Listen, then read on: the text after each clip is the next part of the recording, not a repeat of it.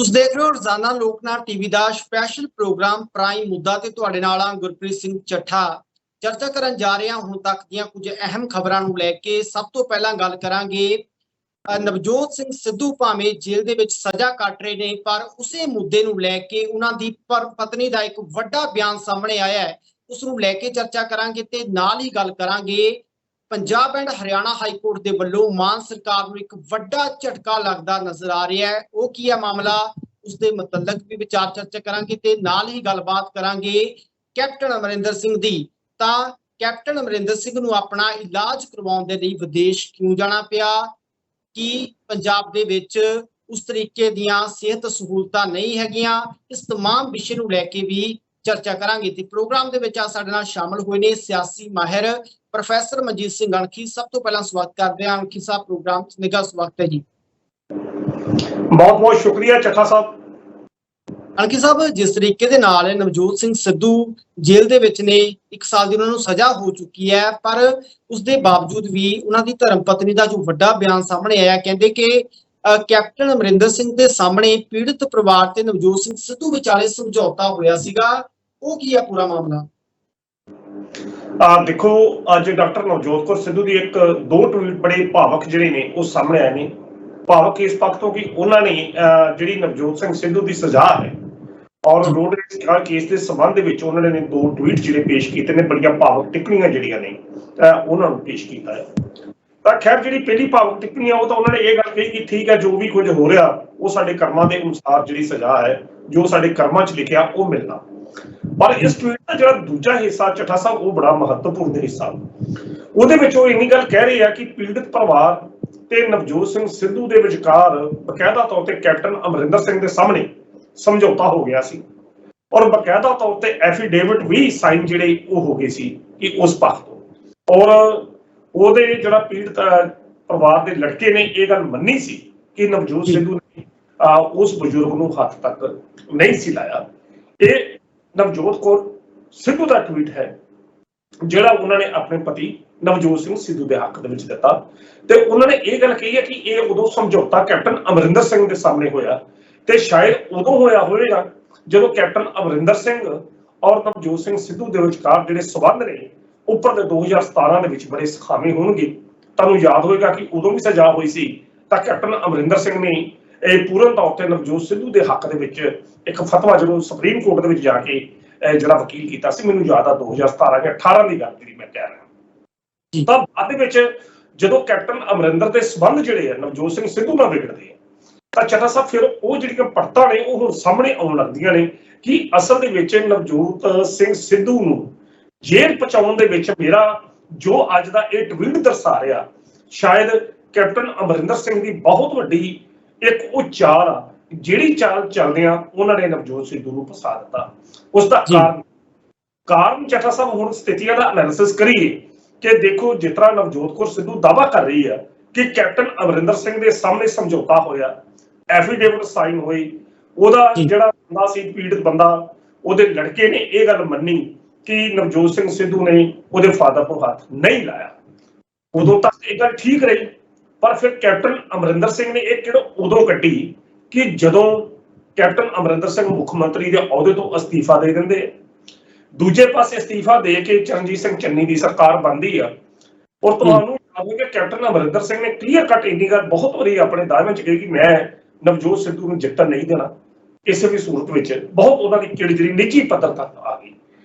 तां दूजे पासे जिस तरीके दे नाल नवजोत सिंह सिद्धू इन्हां चोणां दे हरण तो बाद अपनी मुहिम नूं चला रहे सन आम आदमी पार्टी दे खिलाफ। ध्यान नाल इस गल नूं समझण दा यतन करना, आम आदमी पार्टी दे खिलाफ उन्होंने एक मुहिम जिहड़ी शुरू कीती सी, उन्हां नाल ओह हारे होए विधायक भी सन जिहड़े नवजोत सिद्धू दे धड़े दे सन।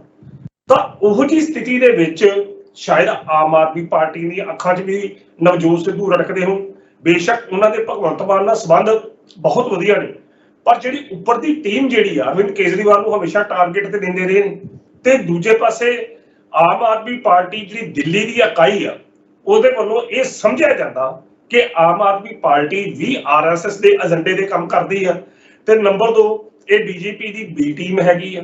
ਸੋ ਇੱਕ ਪਾਸੇ ਇਹ ਜਿਹੜੇ ਸਰਕਮਸਟੈਂਸਸ ਨੇ, ਇੱਕ ਪਾਸੇ ਇਹ ਚੱਕਰ ਹੋ ਗਿਆ, ਦੂਜੇ ਪਾਸੇ ਕੈਪਟਨ ਅਮਰਿੰਦਰ ਸਿੰਘ ਜਿਹੜੇ ਨੇ ਉਹ ਹੱਥ ਮਿਲਾ ਲੈਂਦੇ ਨੇ ਭਾਰਤੀ ਜਨਤਾ ਪਾਰਟੀ ਦੇ ਨਾਲ, ਤੇ ਭਾਰਤੀ ਜਨਤਾ ਪਾਰਟੀ ਨੇ ਅੱਖਾਂ ਦੇ ਵਿੱਚ ਨਵਜੋਤ ਸਿੱਧੂ ਰੱਖਦਾ ਹਮੇਸ਼ਾ ਹੀ, ਕਿਉਂਕਿ ਉਹਨਾਂ ਨੂੰ ਛੱਡ ਕੇ ਨਵਜੋਤ ਸਿੱਧੂ ਨੇ ਕਾਂਗਰਸ ਦਾ ਲੜ ਫੜਿਆ ਸੀ, ਤੇ ਨਵਜੋਤ ਸਿੱਧੂ ਦੇ ਖਿਲਾਫ ਤਾਂ ਕੋਈ ਈਡੀ ਦਾ ਮੁੱਦਾ ਬਣ ਨਹੀਂ ਸਕਦਾ, ਪਰ ਇੱਕ ਤਕੜਾ ਪ੍ਰਤੀਦਵੰਦੀ ਜਿਹੜਾ ਸੀ, ਚਾਹੇ ਉਹ ਆਮ ਆਦਮੀ ਪਾਰਟੀ ਦਾ ਹੋਵੇ, ਚਾਹੇ ਉਹ ਭਾਜਪਾ ਦਾ ਹੋਵੇ, ਤੇ ਚਾਹੇ ਉਹ ਕੈਪਟਨ ਅਮਰਿੰਦਰ ਸਿੰਘ ਦਾ ਹੋਵੇ, ਇਹ ਤਿੰਨ ਸ਼ਕਤੀਆਂ ਨੇ ਰਲ ਕੇ ਹੀ ਇਹ ਜਿਹੜੀ ਚਾਲ ਆ ਭਾਰਤੀ ਜਨਤਾ ਪਾਰਟੀ ਦੇ ਮੋਢੇ ਤੇ ਰੱਖ ਕੇ ਥਰੂ ਸੁਪਰੀਮ ਕੋਰਟ ਜਿਹੜੀ ਉਹ ਸਜ਼ਾ ਨਵਜੋਤ ਸਿੱਧੂ ਨੂੰ ਦਵਾਈ ਗਈ, ਕਿਉਂਕਿ ਕੈਪਟਨ ਅਮਰਿੰਦਰ ਸਿੰਘ ਸਾਰਾ ਕੁਝ ਜਾਣਦੇ ਹੀ, ਉਹਨਾਂ ਨੇ ਦਬਾਅ ਪਾਇਆ ਸਿਰ ਕੇਂਦਰ ਤੇ ਦਬਾਅ। ਪਰਦੇ ਦੇ ਪਿੱਛੇ ਦੀ ਰਾਜਨੀਤੀ ਦੀ ਮੈਂ ਗੱਲ ਕਰ ਰਿਹਾ ਕਿ ਪਰਦੇ ਦੇ ਪਿੱਛੇ ਹੋ ਸਕਦਾ ਕਿ ਕਿਸੇ ਤਰੀਕੇ ਨਾਲ ਇਸ ਨੂੰ ਸਾਈਡਲਾਈਨ ਕਰਨਾ, ਨਹੀਂ ਤੇ ਪੰਜਾਬ ਦੀ ਜੇਲ੍ਹ ਦੇ ਵਿੱਚ, ਪੰਜਾਬ ਦੀ ਕਿਸੇ ਵੀ ਜੇਲ੍ਹ ਦੇ ਵਿੱਚ ਇੱਕ ਦਿਨ ਦਾਅਵਾ ਪਿੱਛੇ ਕੀਤਾ ਸੀ ਕਿ ਜਿਹੜੀ ਨਵਜੋਤ ਸਿੱਧੂ ਦਾ ਧਾਰਾ ਲੱਗੀ ਆ, ਉਸ ਧਾਰਾ ਦੇ ਅਨੁਸਾਰ ਇੱਕ ਵੀ ਵਿਅਕਤੀ ਜੇਲ੍ਹ ਦੇ ਵਿੱਚ ਨਹੀਂ ਹੈਗਾ। ਦੂਜੇ ਬੰਨੇ ਤੁਸੀਂ ਦੇਖੋ, ਟਾਈਮਿੰਗ ਦੇਖੋ ਕਿ ਨਵਜੋਤ ਸਿੱਧੂ ਨੂੰ ਜਿਵੇਂ ਲਾਈਨ ਤੋਂ ਕੱਢਣਾ, ਉਧਰ ਸੁਪਰੀਮ ਕੋਰਟ ਜਾਂ ਹਾਈ ਬੰਦ ਹੋ ਰਹੀ, ਛੁੱਟੀਆਂ ਪੈ ਰਹੀਆਂ, ਉਸੇ ਦਿਨ ਹੀ ਉਹਦੇ ਖਿਲਾਫ ਜਿਹੜਾ ਫੈਸਲਾ ਆ ਰਿਹਾ। ਸੋ ਇਹ ਜਿਹੜਾ ਫੈਸਲਾ ਹੈ ਨਵਜੋਤ ਸਿੱਧੂ ਦੇ ਖਿਲਾਫ, ਇਹ ਫੈਸਲਾ ਹੁਣ ਜਿਸ ਤਰੀਕੇ ਨਾਲ ਨਵਜੋਤ ਕੌਰ ਸਿੱਧੂ ਨੇ ਦਾਅਵਾ ਕੀਤਾ ਕਿ ਇਹ ਸਾਰਾ ਕੁਝ ਕੈਪਟਨ ਅਮਰਿੰਦਰ ਨੂੰ ਪਤਾ ਸੀ, ਸਮਝੌਤਾ ਹੋ ਗਿਆ ਸੀ, ਪਰ ਕੈਪਟਨ ਅਮਰਿੰਦਰ ਨੇ ਔਰ ਭਾਰਤੀ ਜਨਤਾ ਪਾਰਟੀ ਨੇ ਮਿਲ ਕੇ ਇਹ ਜਿਹੜੀ ਚਾਲ ਚੱਲੀ ਥਰੂ ਸੁਪਰੀਮ ਕੋਰਟ, ਅਸੀਂ ਸੁਪਰੀਮ ਕੋਰਟ ਦੇ ਫੈਸਲੇ ਦੇ ਕਿੰਤੂ ਪਰੰਤੂ ਨਹੀਂ ਕਰ ਸਕਦੇ, ਪਰ ਬੀਤੇ ਦੌਰ ਦੇ ਵਿੱਚ ਬੜੇ ਫੈਸਲੇ ਇਹੋ ਜਿਹੇ ਹੁੰਦੇ ਰਹੇ ਨੇ ਜਿਨ੍ਹਾਂ ਦੇ ਸੰਬੰਧੀ ਇਹ ਕਿਹਾ ਜਾਂਦਾ ਕਿ ਇਹ ਫੈਸਲੇ ਜਿਹੜੇ ਨੇ ਇਹ ਕੇਂਦਰ ਦੇ ਦਬਾਅ ਦੇ ਵਿੱਚ ਇਹ ਫੈਸਲਾ ਕਰਵਾਇਆ ਗਿਆ, ਸੁਪਰੀਮ ਕੋਰਟ ਨੇ ਕੀਤਾ। ਤੁਹਾਨੂੰ ਯਾਦ ਹੋਵੇਗਾ ਇੱਕ ਵਾਰੀ ਸੁਪਰੀਮ ਕੋਰਟ ਦੇ 4 ਜੱਜਾਂ ਨੇ ਪ੍ਰੈਸ ਕਾਨਫਰੰਸ ਕਰਕੇ ਕੇਂਦਰ ਸਰਕਾਰ ਤੇ ਇਲਜ਼ਾਮ ਲਾਇਆ ਕਿ ਸਾਨੂੰ ਫੈਸਲੇ ਕਰਨ ਦੀ ਖੁੱਲ੍ਹ ਨਹੀਂ ਹੈਗੀ। ਬੜੀ ਮਹੱਤਵਪੂਰਨ ਘਟਨਾ ਜਿਹੜੀ ਹੋਈ ਸੀ, ਤੇ ਜੇਕਰ ਸੁਪਰੀਮ ਕੋਰਟ ਦੇ ਜੱਜ ਖੁਦ ਸਾਹਮਣੇ ਆ ਸਕਦੇ ਆ ਚੱਠਾ ਸਾਹਿਬ, ਤੇ ਫਿਰ ਆਹ ਕੁਝ ਜੋ ਕੁਝ ਨਵਜੋਤ ਸਿੰਘ ਸਿੱਧੂ ਨਾਲ ਹੋਇਆ, ਔਰ ਬੜੀ ਟਾਈਮਿੰਗ ਦੇਖੋ, ਇਹ ਤਾਂ ਮੈਨੂੰ ਲੱਗਦਾ ਕਿ ਈਡੀ ਦੀ ਵਰਤੋਂ ਨਵਜੋਤ ਸਿੱਧੂ ਦੇ ਖਿਲਾਫ ਹੋ ਨਹੀਂ ਸੀ ਸਕਦੀ। ਦਾਗੀ ਉਸ ਕਰਨਾ ਸੀ, ਜੇਲ੍ਹ ਦੇ ਵਿੱਚ ਭੇਜਣਾ ਸੀ, ਤਾਂ ਉਸ ਨੂੰ ਜੇਲ੍ਹ ਦੇ ਭੇਜਣ ਦੇ ਵਿੱਚ ਕਿਉਂਕਿ ਉਸ ਦਾ ਕੈਰੀਅਰ ਇੱਕ ਕਿਸਮ ਦਾ ਦਾਗ ਲਾਇਆ ਜਾ ਸਕੇ, ਇਹਦੇ ਵਿੱਚ ਫਿਰ ਭਾਰਤੀ ਜਨਤਾ ਪਾਰਟੀ ਵੀ ਰਲ ਗਈ, ਕੈਪਟਨ ਅਮਰਿੰਦਰ ਸਿੰਘ ਨੂੰ ਵੀ ਰਲ ਗਏ, ਤੇ ਦਿੱਲੀ ਦੀ ਆਮ ਆਦਮੀ ਪਾਰਟੀ ਵੀ ਰਲ ਗਈ, ਤਾਂ ਉਸ ਬੰਦੇ ਨੂੰ ਭੇਜ ਦਿੱਤਾ ਗਿਆ। ਸੋ ਇਹ ਗੰਦੀ ਰਾਜਨੀਤੀ ਜਾਂ ਗੰਦੀ ਸਿਆਸਤ ਦੀ ਉਹ ਖੇਡ ਆ ਜਿਹੜੀ ਪਰਦੇ ਦੇ ਪਿੱਛੇ ਖੇਡੀ ਗਈ ਤੇ ਨਵਜੋਤ ਸਿੱਧੂ ਨੂੰ ਟਾਰਗੇਟ ਬਣਾਇਆ ਗਿਆ। ਕਿਉਂਕਿ ਜੇਕਰ 2017 ਤੋਂ ਬਾਅਦ ਕੈਪਟਨ ਅਮਰਿੰਦਰ ਸਿੰਘ ਨਵਜੋਤ ਸਿੱਧੂ ਦੇ ਹੱਕ 'ਚ ਪੂਰਨ ਤੌਰ ਤੇ ਨਿਕਲਦੇ ਆ, ਤਾਂ ਫਿਰ ਉਹੀ ਕੈਪਟਨ ਅਮਰਿੰਦਰ ਸਿੰਘ ਕਿੱਥੇ ਜਾਂਦੇ? ਉਹ ਜਦੋਂ ਸਮਝੌਤੇ ਦੀ ਗੱਲ ਹੋਈ। ਸੋ ਇਹ ਪਰਦੇ ਦੇ ਪਿੱਛੇ ਦੀ ਰਾਜਨੀਤੀ ਆ, ਤੇ ਕਹਿੰਦੇ ਆ ਚੱਠਾ ਸਾਹਿਬ ਕਿ ਆਮ ਤੌਰ ਤੇ ਮੁਹੱਬਤ ਤੇ ਜੰਗ 'ਚ ਸਭ ਕੁਝ ਜਾਇਜ਼ ਆ। ਫਿਰ ਜਦੋਂ ਅਗਲੇ ਦੀ ਚੱਲੀ, ਫਿਰ ਅਗਲੇ ਨੇ ਚਲਾ ਲਿਆ, ਕਿਉਂਕਿ ਕੈਪਟਨ ਅਮਰਿੰਦਰ ਸਿੰਘ ਜੋ ਮਰਜ਼ੀ ਹੋ ਜੇ ਨਵਜੋਤ ਸਿੱਧੂ ਨੂੰ ਕਦੀ ਭੁੱਲਣਗੇ ਨਹੀਂ, ਕਿਉਂਕਿ ਨਵਜੋਤ ਸਿੱਧੂ ਹੀ ਕੈਪਟਨ ਅਮਰਿੰਦਰ ਸਿੰਘ ਦੇ ਸਿਆਸੀ, ਅਸੀਂ ਕਹਿ ਸਕਦੇ ਹਾਂ ਉਹਦੇ ਨਾਇਕਾਂ ਦਾ, ਉਹ ਜਿਸ ਨੂੰ ਅਸੀਂ ਖਤਮ ਕੀਤਾ ਨਵਜੋਤ ਸਿੱਧੂ ਨੇ ਕੀਤਾ, ਉਸਦੇ ਸਿਆਸੀ ਆਧਾਰ ਨੂੰ। ਨਹੀਂ ਤਾਂ ਪੰਜਾਬ ਦੇ ਵਿੱਚ ਕੈਪਟਨ ਅਮਰਿੰਦਰ ਸਿੰਘ ਦਾ ਮਤਲਬ ਸੀ ਕਿ ਕਾਂਗਰਸ ਦਾ ਮਤਲਬ ਸੀ ਕੈਪਟਨ ਅਮਰਿੰਦਰ ਸਿੰਘ, ਤਾਂ ਉਸ ਤੋਂ ਵੱਡਾ ਕੋਈ ਤਾਕਤ ਲੀਡਰ ਨਹੀਂ ਸੀ ਹੈਗਾ, ਉਹ ਨਵਜੋਤ ਸਿੱਧੂ ਹੀ। ਤੇ ਨਵਜੋਤ ਸਿੱਧੂ ਨੂੰ ਕਾਂਗਰਸ ਨੇ ਵੀ ਵਰਤ ਲਿਆ, ਤਾਂ ਵਰਤ ਕੇ ਉਸ ਨੂੰ ਬਾਹਰ ਦਾ ਰਸਤਾ ਵਿਖਾ ਦਿੱਤਾ। ਸੋ ਨਵਜੋਤ ਕੌਰ ਸਿੱਧੂ ਦੀ ਇਹ ਟਿੱਪਣੀ ਜਿਹੜੀ ਹੈ ਕਾਫੀ ਕੁਝ ਉਸ ਸੱਚ ਨੂੰ ਨੰਗਾ ਕਰਦੀ ਆ ਜਿਹੜਾ ਸੱਚ ਪਰਦੇ ਦੇ ਪਿੱਛੇ ਲੁਕਿਆ ਜੀ। ਬਿਲਕੁਲ ਤਾਂ ਕਹਿ ਸਕਦੇ ਆ ਕਿ ਨਵਜੋਤ ਸਿੰਘ ਸਿੱਧੂ ਦੇ ਇਸ ਮਾਮਲੇ ਦੇ ਪਿੱਛੇ ਡੂੰਘੀ ਸਿਆਸੀ ਚਾਲ ਹੈ ਜਿਹੜੀ ਨਜ਼ਰ ਆ ਰਹੀ ਹੈ। ਤੇ ਨਾਲੇ ਅਕਸਰ ਗੱਲ ਕਰਾਂਗੇ ਮਾਨ ਸਰਕਾਰ ਦੀ ਨਵੀਂ ਸ਼ਰਾਬ ਨੀਤੀ ਨੂੰ ਲੈ ਕੇ, ਜਿਹੜੀ ਸ਼ਰਾਬ ਨੀਤੀ ਬਣਾਈ ਗਈ ਸੀ ਤੇ ਜਿਹੜੇ ਠੇਕੇਦਾਰ ਨੇ ਉਹਨਾਂ ਦੇ ਵੱਲੋਂ ਪਹਿਲਾਂ ਵੀ ਵਿਰੋਧ ਕੀਤਾ ਗਿਆ ਸੀ, ਤੇ ਉਸ ਤੋਂ ਬਾਅਦ ਹਾਈ ਕੋਰਟ ਦਾ ਰੁਖ ਕੀਤਾ ਜਾਂਦਾ ਹੈ ਇਸ ਪੂਰੇ ਮਾਮਲੇ ਨੂੰ ਲੈ ਕੇ। ਤਾਂ ਹੁਣ ਹਾਈ ਕੋਰਟ ਨੇ ਪੰਜਾਬ ਸਰਕਾਰ ਨੂੰ ਇਸ ਮਾਮਲੇ 'ਚ ਵੱਡਾ ਝਟਕਾ ਦਿੱਤਾ ਹੈ, ਕਹਿੰਦੇ ਕਿ ਠੇਕਿਆਂ ਦੀ ਅਲਾਟਮੈਂਟ ਹੈ ਉੱਤੇ ਰੋਕ ਲਗਾ ਦਿੱਤੀ ਹੈ। ਤਾਂ ਕੀ ਲੱਗਦਾ ਹੈ ਜਿਹੜੇ ਠੇਕੇਦਾਰ ਨੇ ਉਹਨਾਂ ਨੂੰ ਇਹ ਲੱਗ ਰਿਹਾ ਸੀਗਾ ਕਿ ਹੁਣ ਸਾਡੀਆਂ ਜੇਬਾਂ ਨਹੀਂ ਭਰ ਰਹੀਆਂ ਹੈਗੀਆਂ ਜਿਸ ਤਰੀਕੇ ਦੇ ਨਾਲ ਨਵੀਂ ਨੀਤੀ ਬਣੀ ਹੈ, ਇਸੇ ਕਰਕੇ ਫਿਰ ਮਾਨਯੋਗ ਹਾਈ ਕੋਰਟ ਨੂੰ ਇਹ ਫੈਸਲਾ ਲੈਣਾ ਪਿਆ? ਦੇਖੋ, ਪੰਜਾਬ ਸਰਕਾਰ ਦੀ ਨਵੀਂ ਜਿਹੜੀ ਆਬਕਾਰੀ ਨੀਤੀ ਸੀ, ਜਿਹਦੇ ਵਿੱਚ ਸ਼ਰਾਬ ਸਸਤੀ ਕਰਨ ਤੇ ਦੂਜੇ ਪਾਸੇ 94 ਤੋਂ 9600 ਕਰੋੜ ਰੁਪਏ ਦਾ ਜਿਹੜਾ ਮਾਲੀਆ ਗਰਾਉਣ ਦਾ ਨੀਤੀ ਸੀ, ਉਹਦੇ ਤਹਿਤ 4 ਪਟੀਸ਼ਨਾਂ ਜਿਹੜੀ ਉਹਨਾਂ ਨੇ ਪਾਸ ਕੀਤੀ ਸੀ ਮਾਲੀਆ ਸੀ ਜ਼ਿਆਦਾ ਕਰਾਉਣਾ। ਤਾਂ ਉਸਦੇ ਅੰਤਰਗਤ 4 ਪਟੀਸ਼ਨਾਂ ਪੰਜਾਬ ਦੀ ਆਬਕਾਰੀ ਨੀਤੀ ਦੇ ਖਿਲਾਫ ਠੇਕੇਦਾਰਾਂ ਨੇ ਪਾਈਆਂ, ਜਿਹਦੇ ਵਿੱਚ ਉਹਨਾਂ ਨੇ ਇਹ ਗੱਲ ਕਹੀ ਕਿ ਇਹਦੇ ਨਾਲ ਸ਼ਰਾਬ ਦੇ ਉੱਤੇ ਏਕਾਧਿਕਾਰ ਕਿਸੇ ਖਾਸ ਗਰੁੱਪ ਦਾ ਹੋ ਜਾਊਗਾ ਤੇ ਜਿਹਦੇ ਨਾਲ ਛੋਟੇ ਕਾਰੋਬਾਰੀਆਂ ਨੂੰ ਧਿਆਨ 'ਚ ਨਹੀਂ ਰੱਖਿਆ ਗਿਆ ਉਹ ਰੁਲ ਜਾਣਗੇ। ਤਾਂ ਇਸ ਕਰਕੇ ਇਹਦੇ ਉੱਤੇ ਪੁਰ ਸਮੀਖਿਆ ਜਿਹੜੀ ਉਹ ਕੀਤੀ ਜਾਵੇ। ਹੁਣ ਹਾਈ ਕੋਰਟ ਨੇ ਅੱਜ ਉਹਦੀ ਸੁਣਵਾਈ ਹੋਈ, ਕਿਉਂਕਿ 1 ਜੁਲਾਈ ਨੂੰ ਠੇਕਿਆਂ ਦੀ ਜਿਹੜੀ ਆ ਉਹ ਅਲਾਟਮੈਂਟ ਹੋਣੀ ਸੀ। ਐਰਕਾ ਠੇਕੇ ਅਲਾਟ ਹੋਣੇ ਸਨ ਥਰੂ ਟੈਂਡਰ। ਅੱਗੇ ਤਾਂ ਬੋਲੀ ਰਾਹੀਂ ਡਰਾ ਕੱਢੇ ਜਾਂਦੇ ਸਨ, ਐਰਕਾ ਅਲਾਟ ਕੀਤੇ ਜਾਂਦੇ ਸਨ। ਤਾਂ ਉਹ ਅਲਾਟਮੈਂਟ 1 ਜੁਲਾਈ ਤੋਂ ਪਹਿਲਾਂ ਹੋਣੀ ਸੀ, ਤਾਂ 1 ਜੁਲਾਈ ਨੂੰ ਪੰਜਾਬ 'ਚ ਸ਼ਰਾਬ ਜਿਹੜੀ ਉਹ ਸਸਤੀ ਹੋਣੀ ਸੀ। ਪਰ ਹਾਈ ਕੋਰਟ ਨੇ ਅੱਜ ਉਸ ਮੁੱਦੇ ਦੇ ਉੱਤੇ ਸੁਣਵਾਈ ਕਰਦੇ ਆ ਪੰਜਾਬ ਦੀ ਆਬਕਾਰੀ ਨੀਤੀ ਦੇ ਉੱਤੇ ਉਹਨੇ ਕੋਈ ਸਟੇ ਨਹੀਂ ਦਿੱਤਾ, ਉਹ ਅਜੇ ਉਸੇ ਤਰ੍ਹਾਂ ਸਮੀਖਿਆ ਉਹਦੀ ਚੱਲੇਗੀ। ਪਰ ਉਹਨਾਂ ਨੇ ਠੇਕਿਆਂ ਦੀ ਅਲਾਟਮੈਂਟ ਦੇ ਉੱਤੇ ਰੋਕ ਲਗਾ ਦਿੱਤੀ ਆ ਕਿ ਠੇਕੇ ਜਿਹੜੇ ਅਲਾਟ ਨਹੀਂ ਕੀਤੇ ਜਾਣਗੇ। ਤੇ ਇਹਦੇ ਸੰਬੰਧੀ ਪੰਜਾਬ ਸਰਕਾਰ ਨੂੰ ਉਹਨਾਂ ਨੇ ਨੋਟਿਸ ਜਾਰੀ ਕੀਤਾ ਕਿ ਆਪਣਾ ਪੱਖ ਜਿਹੜਾ ਸਪਸ਼ਟ ਕਰੋ। ਅਜੇ ਆਬਕਾਰੀ ਨੀਤੀ ਜਿਹੜੀ ਉਹ ਨੀਤੀ ਉਹਦੇ ਸੰਬੰਧੀ ਪੰਜਾਬ ਸਰਕਾਰ ਕੀ ਪੱਖ ਪੇਸ਼ ਕਰਦੀ ਹੈ, ਇਹ ਤਾਂ ਆਉਂਦੇ ਦਿਨ ਦੱਸਣਗੇ ਕਿ ਆਉਂਦੇ ਦਿਨਾਂ ਦੇ ਵਿੱਚ ਕੀ ਪੰਜਾਬ ਦੇ ਜਿਹੜੇ ਸ਼ਰਾਬ ਪੀਣ ਵਾਲੇ ਭਿਆਕੜ ਨੇ ਕਿ ਉਹਨਾਂ ਨੂੰ ਸ਼ਰਾਬ ਸਸਤੀ ਮਿਲੂਗੀ। ਕਿ ਸਰਕਾਰ ਜਿਹੜੀ ਜਿਸ ਤਰੀਕੇ ਨਾਲ ਸੋਚਦੀ ਹੈ ਕਿ ਅਸੀਂ ਵੱਧ ਤੋਂ ਵੱਧ ਮਾਲੀਆ ਲੈਣਾ ਹਰ ਸਰਕਾਰ ਦਾ ਅਧਿਕਾਰ ਹੈਗਾ। ਹੁਣ ਜਿਨ੍ਹਾਂ ਨੇ ਆਬਕਾਰੀ ਨੀਤੀ ਬਣਾਈ ਹੋਊਗੀ ਉਹਨਾਂ ਨੂੰ ਪਤਾ ਹੋਊਗਾ ਕਿ ਇਹ ਲੋਕ ਕਿੱਧਰ ਕਿੱਧਰ ਜਾ ਸਕਦੇ ਆ। ਤਾਂ ਪੰਜਾਬ ਸਰਕਾਰ ਨੂੰ ਜੇ ਨੋਟਿਸ ਜਾਰੀ ਕੀਤਾ ਗਿਆ, ਠੇਕਿਆਂ ਦੀ ਅਲਾਟਮੈਂਟ ਉਹਨਾਂ ਨੇ ਬੰਦ ਕਰ ਦਿੱਤੀ ਹੈ, ਉਹਦੇ ਉੱਤੇ ਸਟੇ ਦੇ ਦਿੱਤਾ। ਝਟਕਾ ਤਾਂ ਪੰਜਾਬ ਸਰਕਾਰ ਨੂੰ ਮੰਨਿਆ ਜਾ ਸਕਦਾ, ਕਿਉਂਕਿ 1 ਜੁਲਾਈ ਨੂੰ ਠੇਕੇ ਅਲਾਟ ਹੋਣੇ ਸੀ। ਉਹ ਪ੍ਰੋਸੈਸ ਜਿਹੜਾ ਡਿਲੇ ਹੋਵੇਗਾ, 10 ਦਿਨ ਹੁੰਦਾ, 15 ਦਿਨ ਹੁੰਦਾ, ਜਾਂ ਕੱਲ ਹੀ ਪੇਸ਼ ਹੋ ਜਾਂਦਾ ਪੱਖ। ਕਦੋਂ ਤੱਕ ਇਹ ਦੀ ਸਥਿਤੀ ਅਜੇ ਕਲੀਅਰ ਨਹੀਂ ਹੈ। ਪਰ ਇਹ ਅਸੀਂ ਗੱਲ ਕਹਿ ਦਈਏ ਕਿ ਇਹਦੇ ਨਾਲ ਪੰਜਾਬ ਦੀ ਜਿਹੜੀ ਆਬਕਾਰੀ ਨੀਤੀ ਆ ਉਹਦੇ ਉੱਤੇ ਸਰਕਾਰ ਨੇ ਅਜੇ ਕੋਈ ਫੈਸਲਾ ਨਹੀਂ ਦਿੱਤਾ। ਉਹਨੇ ਕਿਹਾ ਕਿ ਇਹਦੇ ਉੱਤੇ ਗੱਲ ਬਾਅਦ ਚ ਹੋਏਗੀ, ਫਿਲਹਾਲ ਜਿਹੜੀ ਆ ਠੇਕਿਆਂ ਦੀ ਅਲਾਟਮੈਂਟ ਉਹ ਡੱਕੀ ਜਾਂਦੀ ਹੈ। ਤੇ ਨਿਰਸੰਦੇਹ ਅਸੀਂ ਕਹਿ ਸਕਦੇ ਹਾਂ ਕਿ ਸਰਕਾਰ ਨੂੰ ਸਟਾਰਟਿੰਗ ਦੇ ਉੱਤੇ ਝਟਕਾ ਤਾਂ ਹੈ ਹੀ। ਬਾਕੀ ਸਰਕਾਰ ਦੇ ਆਪਣੇ ਪੱਖ ਨੇ, ਸਰਕਾਰ ਨੇ ਆਪਣੇ ਪੱਖ ਨਾਲ ਹਾਈ ਕੋਰਟ 'ਚ ਇਸ ਦਾ ਕੀ ਜਵਾਬ ਦੇਣਾ, ਇਹ ਤਾਂ ਆਉਂਦੇ ਦਿਨ ਦੱਸਾਂਗੇ। ਆਉਂਦੇ ਦਿਨ ਸਥਿਤੀ ਆ ਉਹ ਪਤਾ ਲੱਗੇਗੀ ਕਿ ਸਰਕਾਰ ਇਹਦੇ ਸੰਬੰਧੀ ਕੀ ਆਪਣਾ ਪੱਖ ਪੇਸ਼ ਕਰਦੀ ਜੀ। ਬਿਲਕੁਲ ਅੰਕਿਤ ਸਾਹਿਬ, ਜਿਸ ਤਰੀਕੇ ਨਾਲ ਦੇਖਿਆ ਜਾਵੇ ਤਾਂ ਸਮੇਂ-ਸਮੇਂ ਤੇ ਜਿਹੜੀਆਂ ਸਰਕਾਰਾਂ ਨੇ ਉਹਨਾਂ ਦੇ ਵੱਲੋਂ ਜਿਹੜੇ ਸ਼ਰਾਬ ਦੇ ਰੇਟ ਨੇ ਉਹਨਾਂ ਦੇ ਵਿੱਚ ਵਾਧਾ ਤਾਂ ਜ਼ਰੂਰ ਕੀਤਾ ਜਾਂਦਾ ਸੀਗਾ। ਜਿਸ ਤਰੀਕੇ ਨਾਲ ਆਪਾਂ ਵੀ ਦੇਖਿਆ, ਕਿਉਂਕਿ ਪੰਜਾਬ ਦਾ ਜਿਹੜਾ ਰੈਵਨਿਊ ਦਾ ਮੁੱਖ ਸੋਰਸ ਇਹੀ ਹੈ, ਆਪਾਂ ਕਹਿ ਸਕਦੇ ਹਾਂ। ਜਿਸ ਤਰੀਕੇ ਨਾਲ ਹੁਣ ਨਵਾਂ ਬਜਟ ਵੀ ਹੈ ਮਾਨ ਸਰਕਾਰ ਦੇ ਵੱਲੋਂ ਪੇਸ਼ ਕੀਤਾ ਗਿਆ, ਪਰ ਜਿਵੇਂ ਜਿਸ ਤਰੀਕੇ ਨਾਲ ਰੇਟ ਘਟਾਏ ਗਏ ਨੇ ਹੁਣ, ਤਾਂ ਕੀ ਲੱਗਦਾ ਹੈ ਕਿ ਫਿਰ ਜਿਹੜਾ ਰੈਵਨਿਊ ਸੋਰਸ ਹੈ ਫਿਰ ਉਹ ਕਿਸ ਤਰੀਕੇ ਨਾਲ ਵਧਣਗੇ? ਇਸ ਨੂੰ ਲੈ ਕੇ ਵੀ ਜਿਹੜਾ ਵਿਧਾਨ ਸਭਾ ਦੇ ਵਿੱਚ ਮੁੱਦਾ ਉੱਠਿਆ ਤੇ ਵਿਰੋਧੀ ਨੇ ਜਿਹੜੇ ਜਾਂ ਵਿਰੋਧੀ ਪਾਰਟੀ ਉਹ ਘੇਰਦੀ ਨਜ਼ਰ ਆਈ ਹੈ ਮਾਨ ਸਰਕਾਰ ਨੂੰ। ਦੇਖੋ, ਵਿਰੋਧੀ ਪਾਰਟੀਆਂ ਨੇ ਤਾਂ ਘੇਰਨਾ, ਵਿਰੋਧੀ ਪਾਰਟੀਆਂ ਨੂੰ ਤਾਂ ਮੁੱਦਾ ਚਾਹੀਦਾ। ਹੁਣ ਸਰਕਾਰ ਦਾ ਇਹ ਤਰਕ ਆ ਕਿ ਜੇਕਰ ਸ਼ਰਾਬ ਸਸਤੀ ਹੋਏਗੀ ਤਾਂ ਪੰਜਾਬ ਅੰਦਰ ਕੁਦਰਤੀ ਤੌਰ ਤੇ ਜਿਹੜੀ ਪੰਜਾਬ ਸ਼ਰਾਬ ਦੀ ਖਪਤ ਹੈ ਉਹ ਜ਼ਿਆਦਾ ਹੋਵੇਗੀ।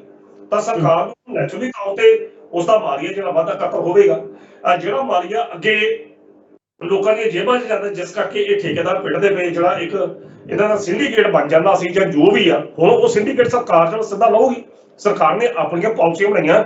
ਇਹ ਪਾਲਿਸੀ ਪੰਜਾਬ 'ਚ ਤਾਂ ਲਾਗੂ ਨਹੀਂ, ਦਿੱਲੀ 'ਚ ਵੀ ਇਹੋ ਜਿਹੀ ਪਾਲਿਸੀ ਉਹਨਾਂ ਲਾਗੂ ਕੀਤੀ, ਹਰਿਆਣੇ 'ਚ ਵੀ ਕੀਤੀ ਆ।